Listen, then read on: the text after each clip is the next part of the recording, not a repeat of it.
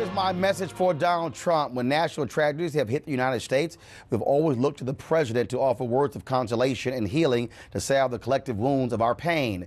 No political party, ideology, race, ethnicity, gender, or religion has kept us from mourning as one nation, even for a small period of time. We have witnessed this time and time again, whether it was President Ronald Reagan after the loss of 7 astronauts after the 1986 Space Shuttle Challenger explosion, President George W. Bush's rallying cry standing on the top of the ruins of the World Trade Center in 2001, or President Barack Obama's sermon-like speech after the 2011 shooting of Congresswoman Gabby Giffords of Arizona.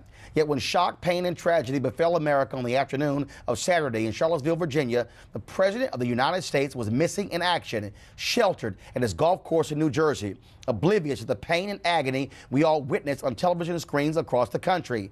After an anti-white supremacist protester was killed, when an avowed white racist slammed into a crowd of people and 2 cops died in a helicopter crash flying over the protest, it wasn't Donald Trump tweeting a denouncement of the racist attacks. It was his wife, Melania Trump.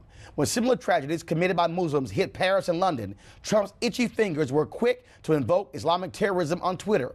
Yet when white domestic terrorists inflicted pain 115 miles from the White House, he was as silent as a sinner in church.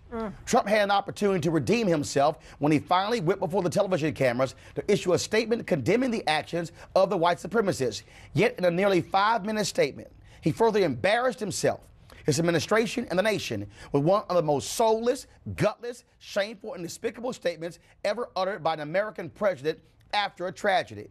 Trump couldn't bring himself to call out the white supremacists. He literally didn't use the words.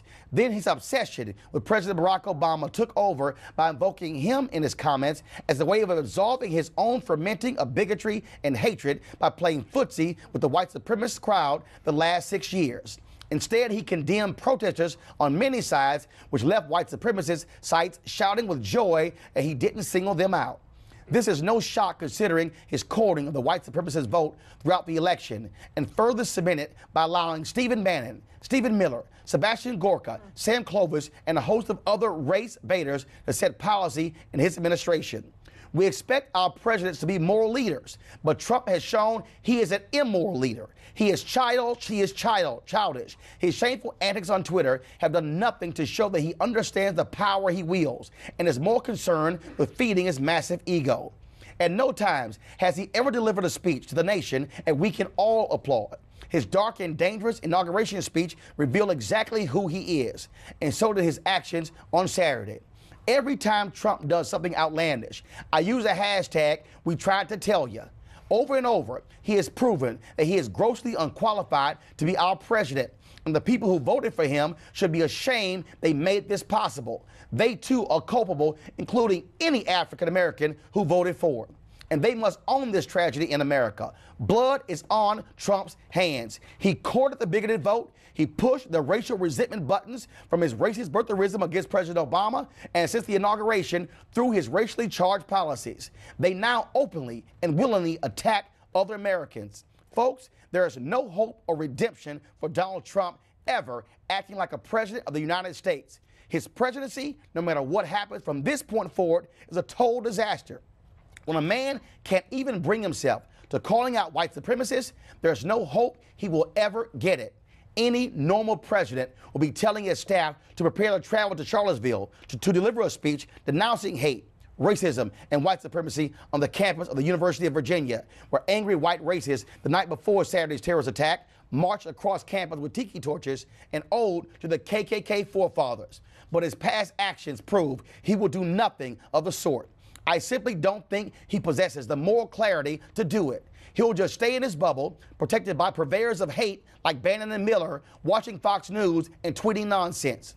If a man supposedly represents all of us doesn't have the guts to forcefully call out white supremacy, then he is deserving of our respect. That is pure cowardice. And no matter how his staff tries to clean it up, Trump's initial statement will forever be etched in our minds. He's done. His presidency is done. And I'm done ever expecting him to respect the office of the president. This is simply hashtag by Don. Weekdays on TV One. I will never lie to you. Oh my God. Roland Martin. He doesn't want to talk to us. He wants to ignore us. Uncensored. Hell no. That ain't gonna cut it, boo. Unapologetic. No, that is fundamentally false. You are wrong. He Unfiltered. wants an America where we all look alike. He ain't talking about black people. Unrelenting. You better go work out, because you got a fight on your hands. NewsOne Now with Roland Martin. Weekdays at 7 a.m. on TV 1.